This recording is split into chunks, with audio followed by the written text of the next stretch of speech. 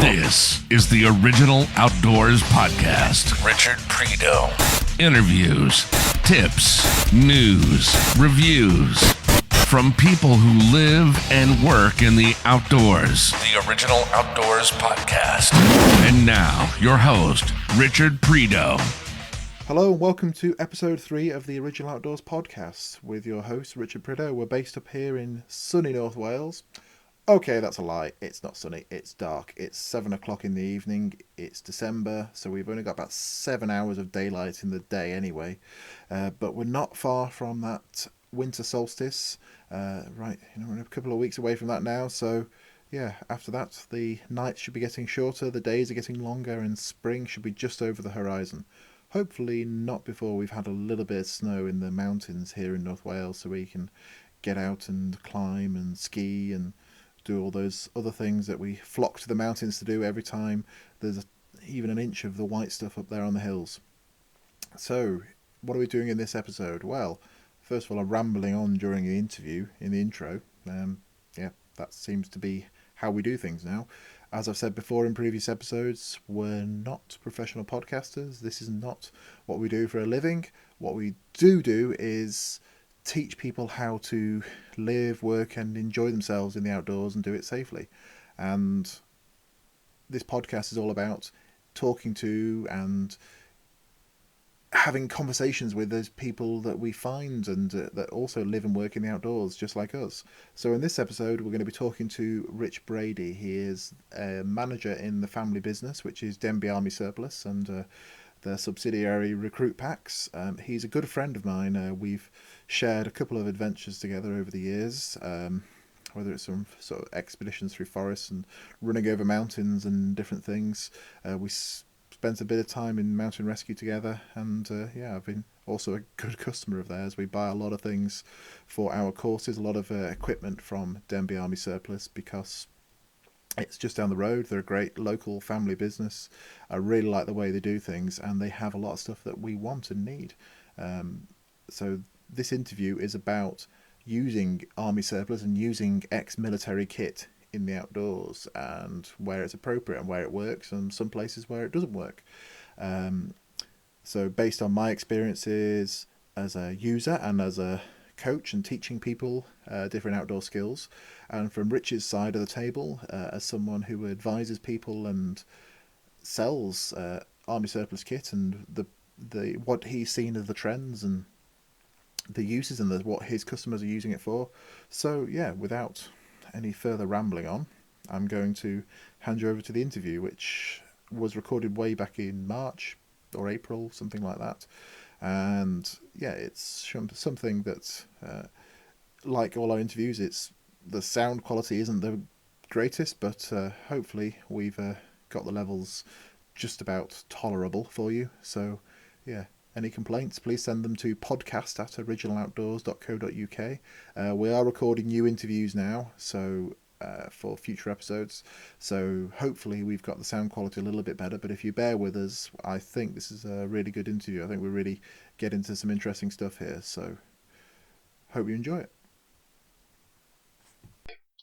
Thanks very much for having me.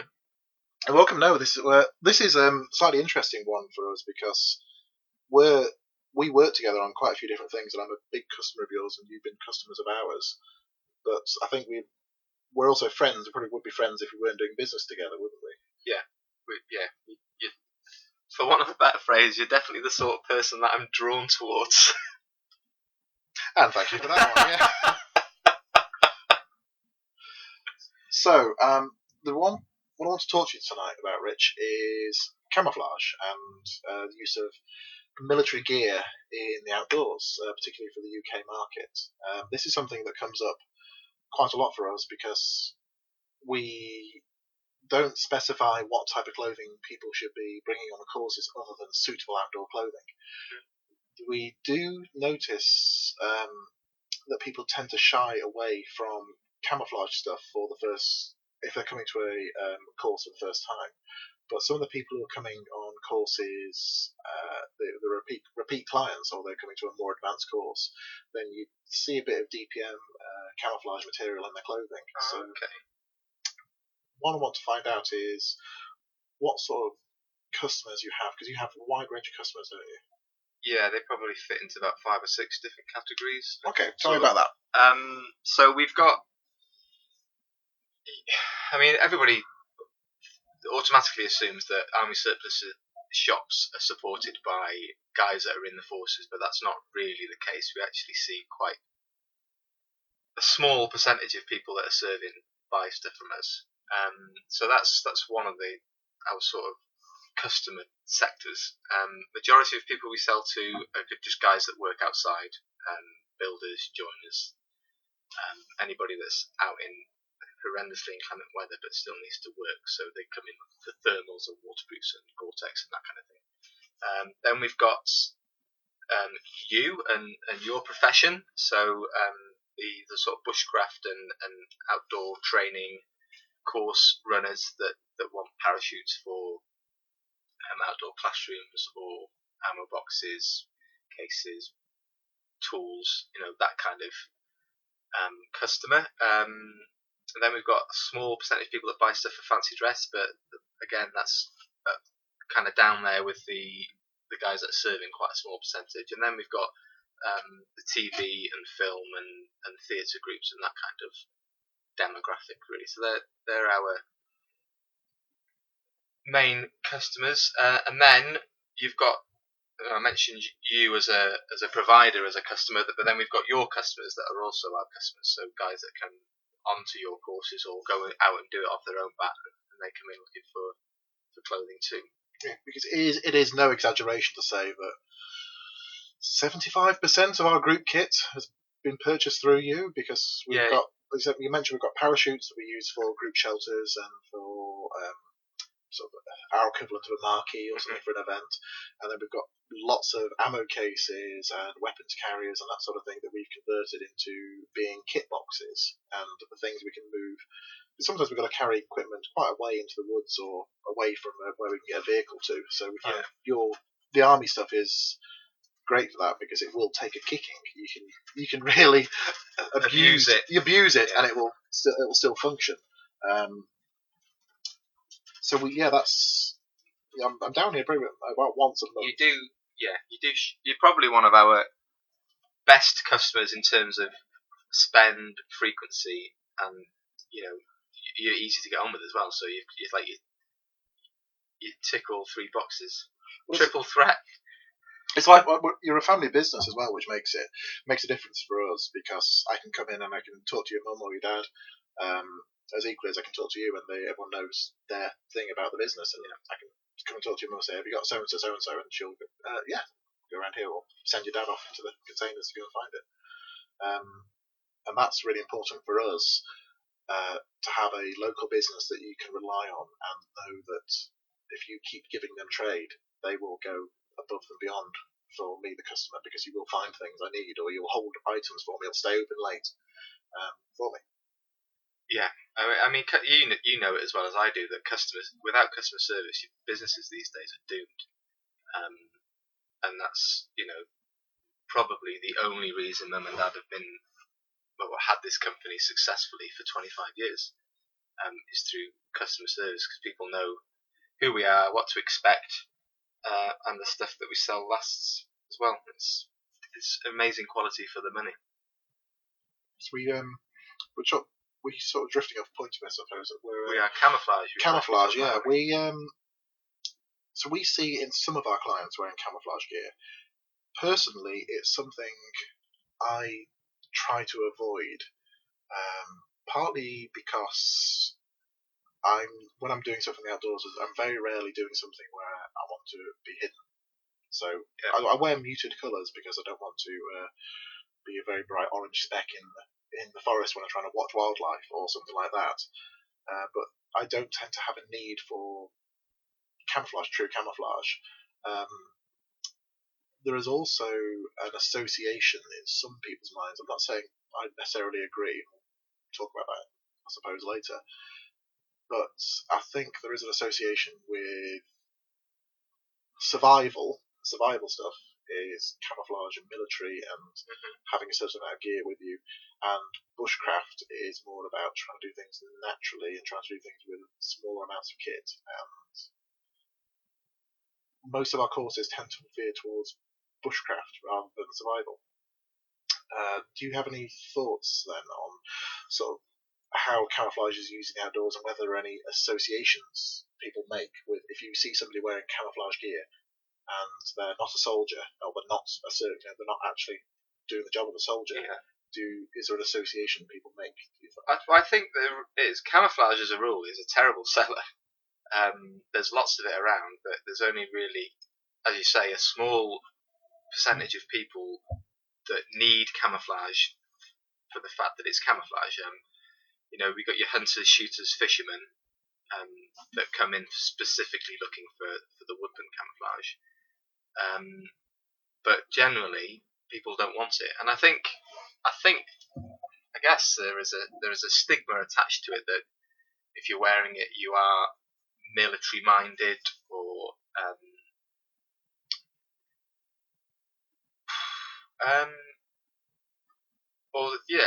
people don't want to have that association with the military, so they try and find something else. But what I find interesting in what you said before was that generally on people, regular customers or customers that come back, initially they don't wear camouflage, but as they come afterwards, they do start wearing it. So I'd be quite interested to find out is whether on that initial contact with you, do they own it and not want to wear it, or are they people that perhaps are very active in the hills and mountains and have outdoor clothing, but then as they get into bushcraft and that side of being outdoors, they don't want to trash their £300 Paramo jacket, so they then default back to cheaper products and fabrics, and then so they end up at an army surplus like us, so they can buy a Gore-Tex jacket for 20 or 30 quid, get the same performance as they can out of something they might already have in their wardrobe for 300 quid, but it doesn't matter if they get a spark on it or catch it on a tree. Yeah, that's a good question, really. It's not something I've ever asked the clients, and it's something I might start doing from now on. If you've got any answers, go on to our Facebook page. It's something we tend to tell people when we talk. Say we're doing a one-day bushcraft course or the bushcraft basics course. Part of that course will be about the equipment. So we recommend certain items of equipment or help people make their equipment choices and the thinking behind why myself and our instructors make our equipment choices, why we use this kind of rucksack rather than that kind of rucksack. It doesn't mean our way is the only way to do it. It means this is what we've thought about and these are how we've come to these decisions, and this is a suggestion of how you can come to your own decision. We do talk about camouflage and using cheaper gear where it's suitable. In fact, when we give the kit list to people, we do say suitable outdoor clothing for the woodland courses, so bushcraft and foraging, where we're going to be near an open fire. I do put a line saying it's best not to wear your brand new shiny Gore-Tex because it will end up smelling of wood smoke and it may end up with a few sparks holes in it. So if you've got an older waterproof, that's the one to wear. Yeah, I was going to mention that because it's really difficult to get natural fibre jackets and trousers these days.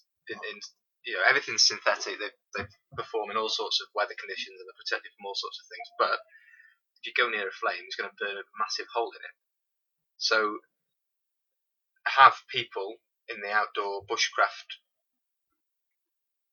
arena realise that to get a cotton jacket, a decent cotton jacket the army defaults to that. That's what's that? I'll start that. Cut, new edit.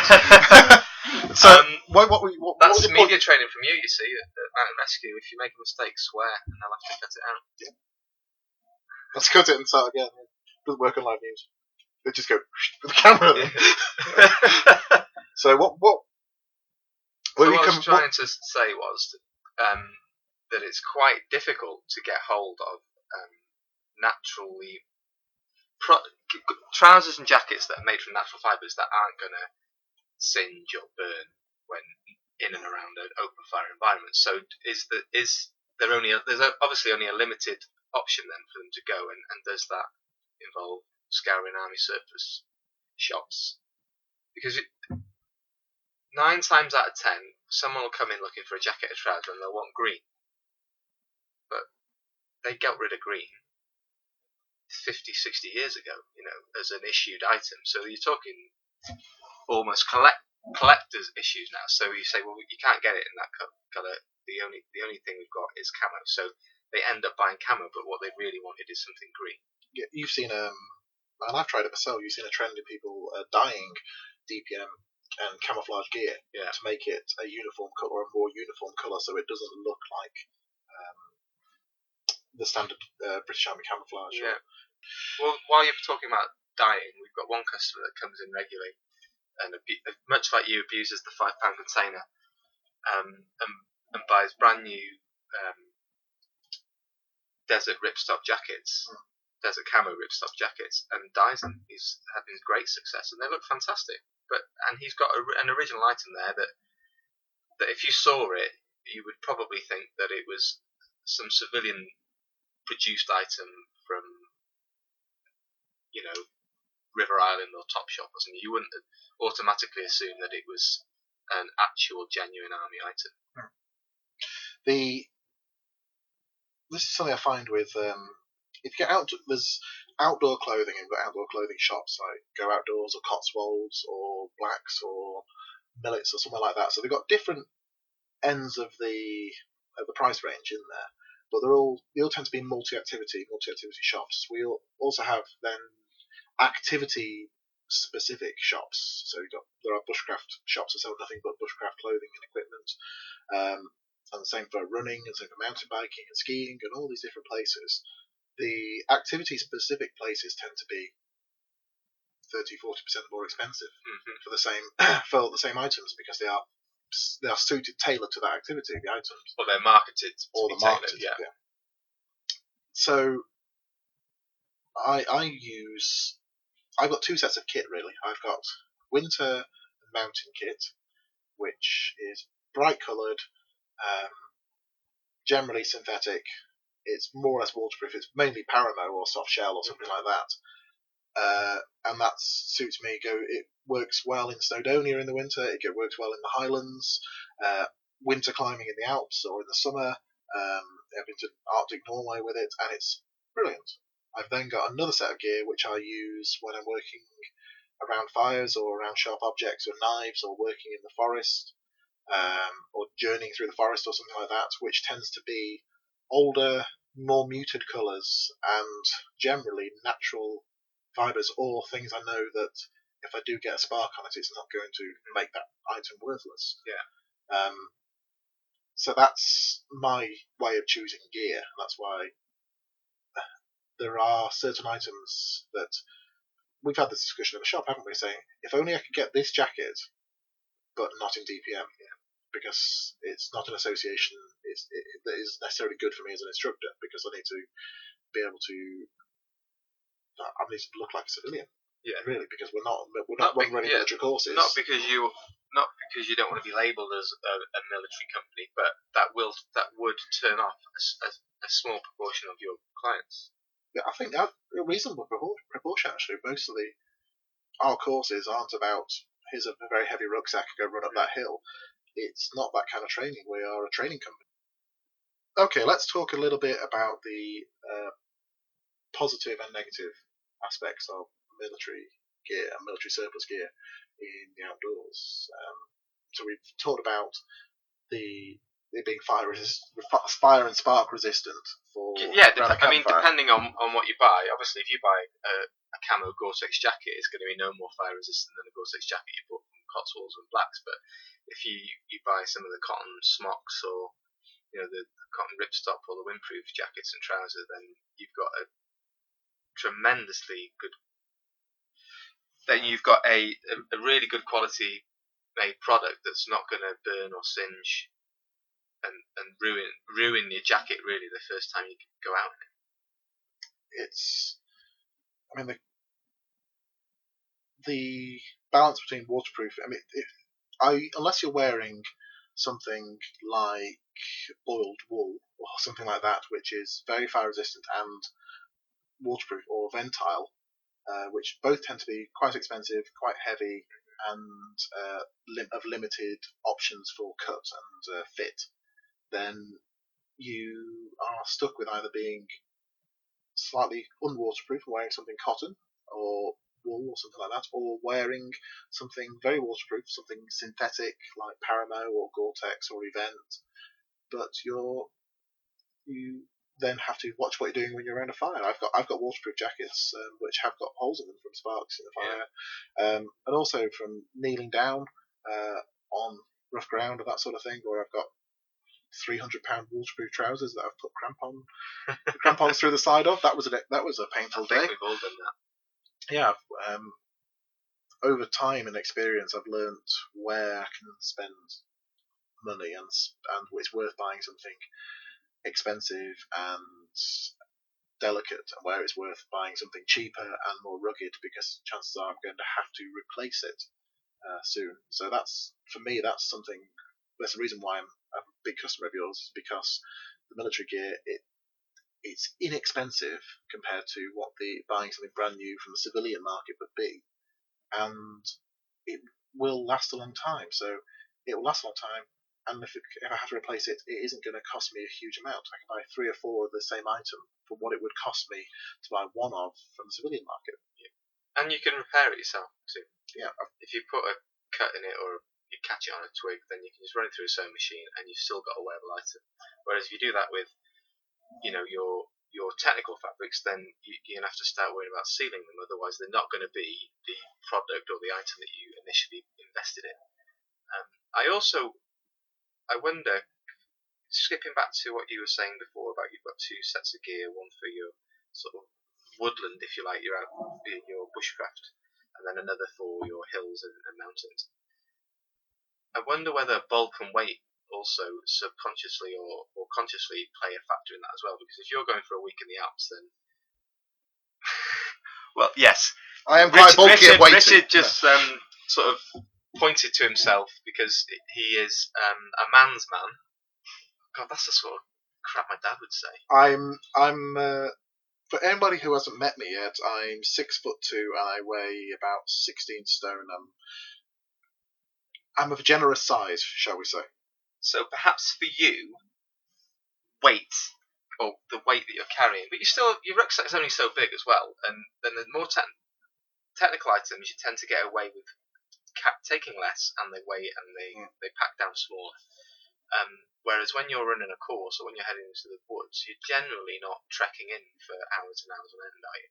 No, that's. And if someone's coming to you for a course, they don't have to worry about carrying something on their backs for half a day, because that's not what the course is about. The course is about teaching them skills. And any of the bushcraft meets that I've been with local groups and with mates, you're never that far from a car, so you can afford to take more items or more bulky, non-technical clothing as well. Yeah, I think that's all quite true. That's quite relevant.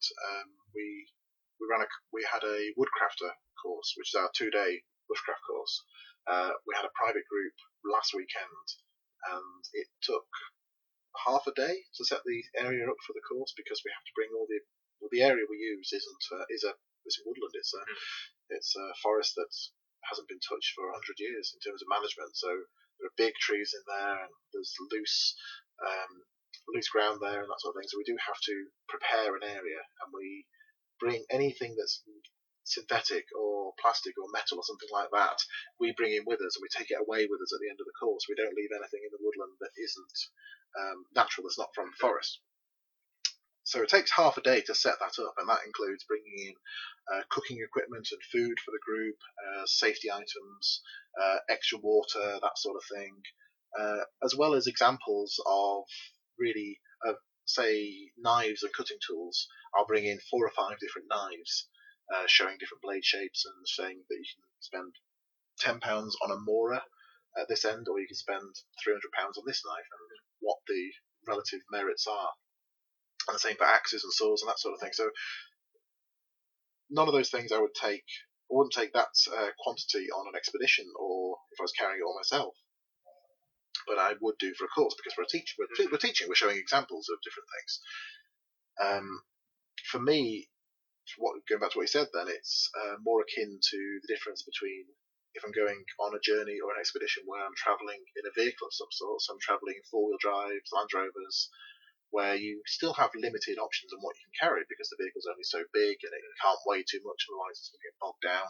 And there's not just your kit; there's other people's kit. But you can carry a lot more. Rugged items. You can carry just one of an item, but it can be bomb-proof, made of metal, and or canoe journeys or something similar, which is the same principle there. You can carry more weight in a canoe than if I was going on a multi-day backpacking trip in the mountains, or I'm carrying my gear on my back some other way. Then I really strip down the items, and so I've got anything I carry should serve at least 2 purposes. And that's quite a good rule of thumb to adhere to as well, I think. Yeah, that's something I found through failure. Because that's the thing, when people come onto our courses, I say, what you're doing is paying for me to have spent the last 10, 15 years going out making lots of mistakes for you. So I can say, don't do that, it'll set your trousers on fire or something like that. The difference then between that, so it's similar to the synthetic civilian go to Cotswolds and buy this gear, and the military army surplus buying this really bomb-proof gear. The military stuff tends to be heavier and not as cool, maybe not as well fitting, maybe, or you're stuck with the standard NATO sizes. You don't get the fashion cuts that you get with. Yeah. But that also means less joints, less leak points. Yes, which people don't appreciate that when when they're buying items. Well, it doesn't quite look. Women especially in this kind of arena have more of an opinion on the cut and feel of a jacket than a guy or a builder would. But the more panels in a jacket, the more potential for water to get, in my opinion.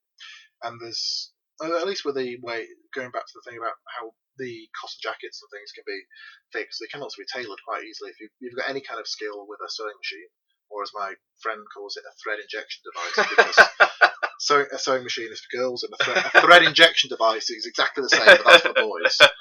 I like that. You know who you are. Then, if you've got any kind of skill there, you can adjust it, or take in a bit of fabric here and there, to make it, or modify it to do what you want to do. And I think that's indicative of anyone that spends a lot of time in the outdoors, is that you can't buy anything off the shelf that will fit your exact want and need anyway. So if there is an element of tailoring or customization that you can do yourself, then that's another plus side. But you don't want to do that with a £400 Paramo jacket. No, but I've done that with you, haven't I? I've brought items here and said, can you attach this to this, or can you make zips go here so I can attach more?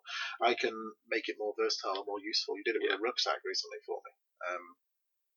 So don't broadcast that too much, because that's not something that we do officially. So that's okay. That was a favour for a friend. No, yeah. We do, I mean, that's another business in itself, to be honest. That, if there was the time, then we could do alterations and repairs. When Mum and Dad built the business on that, really, but we just don't have that time anymore. But that's a whole other market out there that's also there are a few companies out there doing nothing but alterations and fixing and repairs for the outdoors. It's worth mentioning. I've recently used a company called Clamberis Resoles, and they resole climbing and running footwear with. You can take a pair of running shoes that were really comfortable, but the sole has gone. Send them off to them, and they will repair the sole with sticky climbing rubber on it, so you can turn your running shoes into a pair of super grippy approach shoes, or you can just get the front half of the shoe modified. So that's a company I've used recently. They're really good. Free plug. So to sum up, then, I think from what you said, the pros of using military gear in the outdoors are that it's inexpensive, not necessarily cheap, but inexpensive. It's rugged, and you can repair it easily, or you can make it do what you need it to do without too much effort, and without losing any too much specialist skills or specialist equipment either. Yeah, because anybody can turn a jacket into a different colour by buying some dye, throwing it in the washing machine. Add pockets to it, or shorten it here, or lengthen bits there. There's a big thing with the Swedish Army snow smocks, aren't there? That dyeing those green and then they become. Yeah, that's something that you've done yourself. Yeah, we've done that myself. Okay, so that's one. So the flip side of that coin, then, let's talk about the potentially negative associations of using military gear in the outdoors. The one that springs to mind immediately for me is if you're going, not necessarily within the UK or mainland UK, but if you go to, say, South America and you're going on a journey there through the jungles, there are certain places where it is a really, really bad idea to have to look as if you are any kind of military outfit, or you've got any military associations because of civil wars or armed uprisings in different countries. Yeah. Because even closer to home, the whole island situation. If you were seen out, like you say, in South America or Ireland, or there's dozens of, or probably hundreds of locations across the globe where if you were seen in any form of camouflage, the assumption would be that you were associated with a certain group, and that is not where you want to be if you're just out to enjoy a week or two in the wilderness on your own. So that's quite a big drawback. Like you say, it's not necessarily an issue in mainland UK, but there is certain people that don't want to appear to be associated with the military, so they don't want camouflage. Those people may waive that if they're going to be spending time in the woods, but you may have people that don't want to buy. We've got quite a lot of gear. It's probably safe to say that we've got tons of gear that we can pick and choose depending on the environment. Some people might not have the budget to have 2 sets or 3 sets of outdoor equipment, so they may want one jacket to fit, going to work, spending time in the woods on the weekend, or going up Snowdon. And so a camouflage jacket probably wouldn't fit that criteria. And then we've touched on the benefits of not travelling far and being able to take bulky stuff, but the issue stuff is generally heavier and more bulky than civilian made stuff. So that may be seen, depending on how you're using it or where you're using it, as a negative as well. Yeah, because the military in the UK, the military, I think it's safe to say it's common for most armed forces around the world. The sole aim of the people buying thousands and thousands of pairs of boots or rucksacks or something like that isn't to give the best deal to the soldier. It's also to make it last longer, so they don't have to buy it to keep cost down. Isn't it? So they want durability, which doesn't necessarily go with comfort or lightweight. Yeah. There's another aspect to this as well, which is the guys and girls who have spent 5, 10, 15 years in the armed forces, and the last thing they do when they come out and they want to go out and spend more time in the outdoors and have fun, do their hobbies, is put on camouflage gear again. Some people say that I've got friends who spent years in the armed forces, and they say that just even the sight of camouflage gear makes them itch. Yeah. They've got an association. They see these things and go, "No, I had to wear that day in, day out." Yeah. For years. I suppose it's the same if you spent 10 years working in an office. Then the last thing you want, and then you went to go do a completely different job. The last thing you'd want to do is be wearing a shirt and tie all the time. Yeah, you can see that. Definitely see that. It's all you cut cloth to suit your own wants and needs, don't you? So it's a big, massive juggling act of performance, your budget, the environment you're going into, and whether you need that item to cover several outdoor pursuits, or whether you're going to go sort of specific. Right, that jacket is for me when I go into the woods. It doesn't matter if I catch it on a branch. It doesn't matter if I'm sat by an open fire. Bang. So to sum up then, the negative aspects of using military gear they're actually quite small and they're quite specific, aren't they? don't be careful where you're wearing it and the situation, how you could be perceived. Mm-hmm. We've got the guys and girls who were in the armed forces who just don't want to be wearing it because they spent too long doing it. And then there's the other side to it being durable and being able to you can fix it and modify it easily, is that it's heavy. No, I think we've touched more. I mean, if you can get over the fact that it's camo, you can get some fantastically well built clothing for very, very reasonable money. And if all you're going to use it for is to go in the woods, then it'll sit quite nicely in that environment. I guess the other possible negative is that you don't want to be camouflaged when you're in the woods. Depending on what you're doing, you want to be able to be seen easily. Like I would imagine loggers or lumberjacks, they don't, if there's an accident, they don't want to be well hidden in camouflage gear. They want people to be able to see it and find each other. So I guess that there is that trade-off as well. But generally, if you are a lumberjack, you're okay. Sorry. Well, this is another thing we have. We know each other from outside of work. We both spent time in the local mountain rescue team, didn't we? We did, yes. And a big part of that is when you're looking for somebody who does need help, then if they are the same colour as the trees and the bushes, it's not very helpful, is it? No. And I make a point of that, of when I buy outdoor gear for going into the mountains or the hills, I make the point of buying a bright colour, a red or a blue that would stand out, against that kind of backdrop. Yeah, my two main jackets I use for the outdoors, for the mountains, I've got a bright orange Paramo jacket and a lime green down jacket, because if I'm wearing it as a top layer, I'm going to be seen from a distance. Yeah, you can sometimes see me. You can see me from about a mile away on the side of the mountain, but that's brilliant because I'm not trying to hide when I'm on the mountain. I'm meant to be there, and I'm not really causing any problems with any people.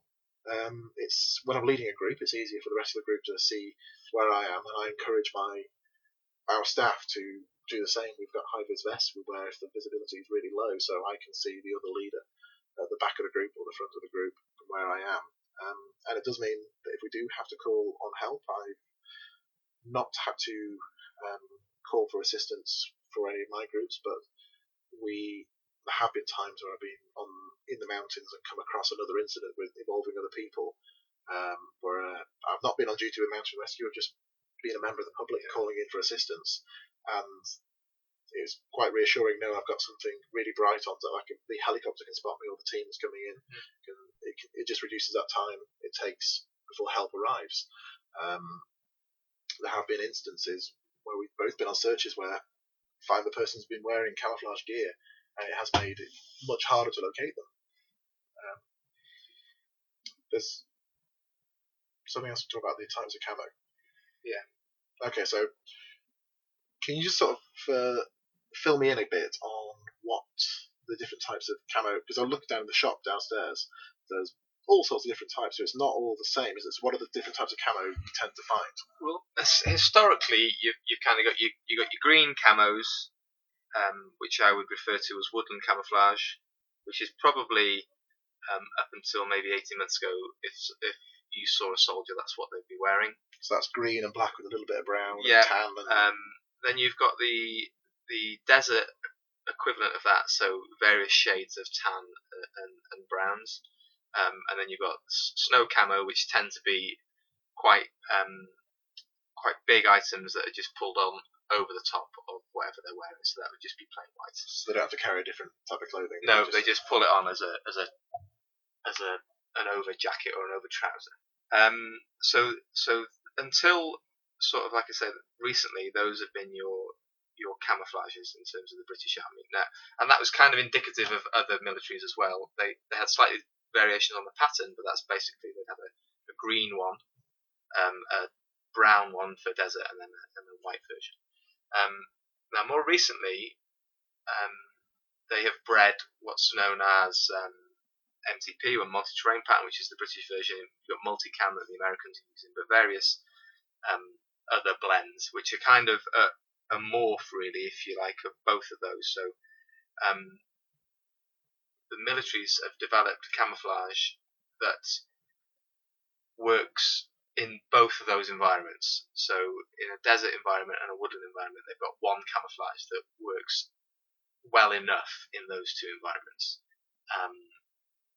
Now, the British, the MTP, the official MTP,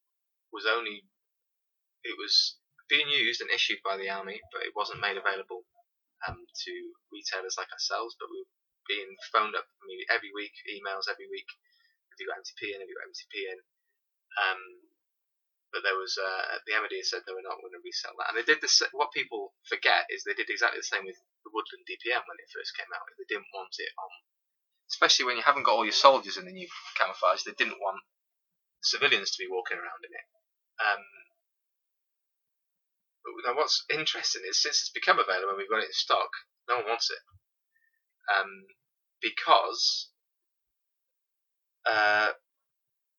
I don't think it works as well as woodland in a woodland environment. So we spent an awful lot of time in the Middle East, so the kind of mix of desert and shrubbery and urban, where I think it's like the green zone in Afghanistan. Yeah, it's by the rivers where it's not desert. There are lots of plants. Yeah. Going on. So but if you're in dense vegetation, then woodland camouflage is the best bet. So camouflage as a whole is a poor seller, but out of the camouflage that we've got, the woodland one is a better seller for the UK market because that blends in better with the environment. And then following on from this, and I don't know whether it's got some link to the potentially negative associations of being seen to be using ex-military gear. There are civilian equivalents, and people and companies have come up with their own camouflage. Thinking of Mossy Oak. Yeah, and Real Trees is another one. Which they look like looks like someone's taking a photograph of the forest floor or the side of a tree. That's exactly it. And you can get different patterns for different environments, can't you? And in America, I think particularly they sell one that works really well in the Pacific Northwest, and one that works really well in New England, and one in the Deep South. And yeah, I do wonder how effective they are, and whether you actually need a different camouflage for each of those environments. Because you think if that was the case, then the militaries would have more than one camouflage, and at the moment they've all opted for a similar style of camouflage. So I do wonder when it comes to Real Tree and was it Mossy Oak? I think Mossy Oak is the one. I think they got a toy here actually. Yeah, toy. The dog toy from Molly. A customer of ours went to the States and he brought it back. Mossy Oak. I wonder whether there's an element of, well, we could flog the same customer another jacket in a slightly different camouflage. Yeah. But then you're aiming for, that's a totally different market to the people that come in here, really. That the hunting, shooting, fisherman market in the States is massive, and they spend a lot of money on their gear. And if you saw somebody in one of these jackets in a shop, you wouldn't think that they would camouflage them at all. But I'm yet to see them firsthand in a wooden environment. Have any of your customers turned up? Yeah, we've this is something, particularly the foraging and the bushcraft courses. We do have an overlap with people who spend their time fishing or shooting, doing one thing or the other. And they are effective, but they do because the companies have made them very environment specific. They only work in those environments, which is good because you can sell and that's why I think they've done it, so they can sell someone 4 jackets instead of 1. Yeah, which comes down to I've got there are other aspects, particularly for hunting or fishing, that it's better to work on, and you can work on for free just through practicing, which will be more effective than buying a £200 jacket, because that's what this company has told you that's what you need to do next. If you spend your time working on being able to move silently through the forest, or having a more situational awareness, so you're aware of where the wind's coming from, what that's doing with your scent. Yeah. Particularly things like deer stalking or something like that, where you really do have to keep on top of these things and approach the quarry from the right angle. That will make much more of a difference to your success rate for shooting than the type of jacket you're wearing. I've got a friend who makes a point when he goes out shooting to wear a bright orange high-vis vest, because that's something that's quite common in mainland Europe and in North America, where the risk of shooting another person in the forest is much higher than the risk of the animal getting away because it's seen you. So you see camouflage jackets and camouflage gear with bright orange or bright red panels built into it, so the humans can see it, but apparently certain animals they don't detect it. They don't see it. Well, I guess they've not been exposed to that either, so they don't really know what it is. I personally think the deer is more likely to wonder why there's a tree wearing a high-vis vest. Yeah, But I mean, that's an interesting point. That's indicative of human nature, isn't it? They're looking for a quick and easy fix. So we're all guilty of buying an item of clothing or a piece of equipment, thinking that that's going to improve our game, or where really, if we actually took a step back and said, right, let's look at my skills and develop my skills instead, it might take longer than just buying a jacket on eBay or from an army surplus and then putting it on and going out, but are you going to reap more benefit? And I think the answer is probably yes. Yeah, I'm a big believer in that your choices of the equipment you carry and the reasons you carry those items and why you choose it for that environment or for that activity should be based as much on your own experience, not what someone else tells you should be wearing, and what if you see somebody who you want to emulate, or somebody on the television, or a popular outdoor figure, if they are using a certain brand, it can make a huge difference to the sales of those brands. There are certain items that people come on the courses that they say, oh yeah, you've got to use this brand of axe or this brand of cooking pots because I saw somebody using it on television. And it's not. I think we all know who you're talking about. We're not going to mention by name. It's not true, really. I use quite cheap gear in some areas and quite expensive gear in other areas. That's because I've seen the cheap gear last well, and it lasts really well. And then the expensive gear, I've chosen that brand because, say, boots, I choose the type of boot that fits my foot. So certain brands fit to certain foot shapes, so I know the brands that fit me. We had a client who we're doing some coaching and private and personal development with in different outdoor skills, and on the end of the second session recently, they were asking about equipment and which items to buy next for the next course. And I said, look, to be honest, stick with the gear you've got. See the items I've got. I'll bring examples of other companies as well and other items, and then make your choices from that. If I say to you, you need to go and buy this axe, this knife, this rucksack, this water bottle, then what you're doing is looking exactly like me, but it won't necessarily be right for you. It won't be right for the way, the amount of water you feel you need to carry, or how often you want to drink, or how even the shape of your hands and how that knife is comfortable in your hand. So through our courses, we try and teach the ways that a way of identifying these items and what item is right for you, and that brings it full circle back round to the camouflage stuff. If wearing woodland DPM is it? Yeah, disruptive pattern material. Right, okay, so DPM.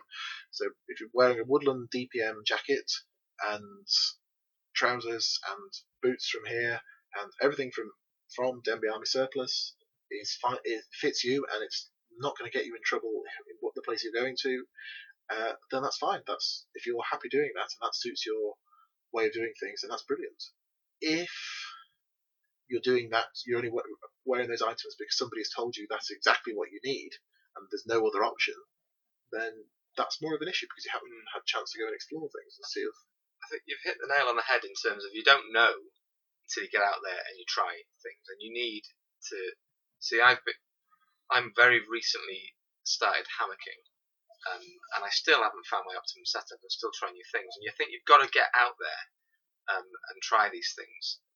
So if you're just starting out, if you're just coming on one of your courses, and or you're just starting out in the bushcraft or outdoor woodland skills area, you don't want to go and spend a lot of money on your gear, because you might, like you say, you might find that that's not right for you, or it doesn't work, that's not right. So if you can get out there with the stuff that you already own, or just by buying some cheap bits of kit just to get you through 2 or 3 weekends a year, you think, right, well actually that doesn't quite work for me, but I saw, and people in this industry and in these outdoor pursuits, they're very good at teaching. They're very good at sharing knowledge and explaining why they bought something, or where they got something from, or why they tailored it that way. So you can learn an awful lot from just getting out there and doing it. So if you can just get out and do it, and then make a decision maybe 3 or 4 trips in. There's a guy who is one of my favourite outdoor writers called Ronald Turnbull. You may have heard of one of his more famous books, The Book of the Bivvy, where he talks about bivvy bags and the uses, and it's quite a good read. It's quite a funny read. There's something in there. He talks about buying equipment and his philosophy for buying things and how much you should spend. And his philosophy is if you're buying something for the first time, buy second cheapest, because if it works first time or works really well, then you haven't wasted your money. And if it breaks, then you've got another level to go to after that. And I can agree with that. If I'm buying something for the first time, that, to be honest, at this stage, there's not really anything I don't own an example of.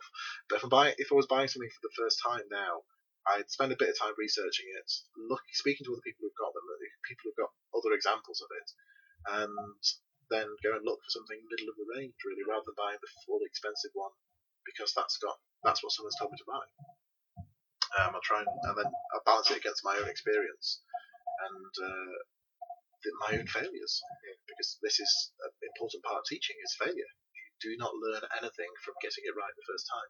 You only learn from making mistakes and reviewing it and applying a different technique, or putting in something you didn't do last time, or taking something away that you did too much of, and that's how you learn, and that's how skills develop. By just getting it right the first time, it's just a fluke. You have no idea if you don't know if it's a fluke, or whether you're just quite clever in that situation. So getting things wrong and buying, we all do it. We all end up buying the wrong item. I've got lots of gear at home that I've used once and really wish I hadn't wasted my money on it. And I'm sure everyone listening at home has got something like that, or they think, I wish I bought this one instead. But that's life. Sometimes you end up with spares, you end up with things you don't need, but you learn something from it every time. I think, was he trying to get in there? It sounded like. Go and find out what. Yeah, that doesn't happen on other podcast recordings, but Dad's in the background. You alright? So, Rich, where can people find out about Denbigh Army Surplus? You can go to our website, which is denbighArmySurplus.co.uk, or you can find us on Facebook, which is facebook.com/Denbigh Army Surplus. Twitter, we're @Army_Surplus. And YouTube channel is Denbigh Army Surplus too. The Original Outdoors Podcast. Interviews, tips, news and reviews from people who live and work in the outdoors. So, as you heard at the end of the interview there, you can find out about Denbigh Army Surplus, where they are, who they are and what they do through their website, which is denbighArmySurplus.co.uk, through their Facebook page, which is facebook.com/Denbigh Army Surplus, and through their Twitter, which is twitter.com/Army_Surplus. And as always, links to all these pages will be on this episode's show notes page, which can be found through originaloutdoors.co.uk and clicking on the links for podcast. And remember that up until the end of Christmas Day, we have offers on every single one of our 2015 course dates.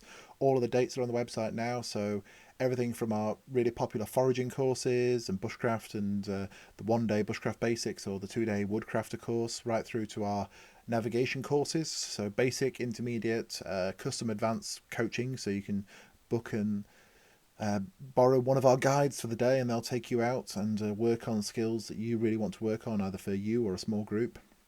We've got natural navigation courses, tracking, outdoor first aid courses. There's not a lot there in the outdoors that we don't do, and if we don't do it, get in touch anyway, because we probably know someone who can. So we're trying to keep these episodes under 1 hour, so I think that means I've now got to go. So until next time, thank you very much for listening. I will see you again. Thank you for downloading and listening to this episode of the Original Outdoors podcast. To make sure you never miss an episode, please subscribe to us on iTunes or go to our website and originaloutdoors.co.uk/podcast, where you can download each individual episode. If you want to stay in touch with us in other ways, we have our Facebook page, which is facebook.com/originaloutdoors, and our Twitter page, which is twitter.com/originaloutdoor.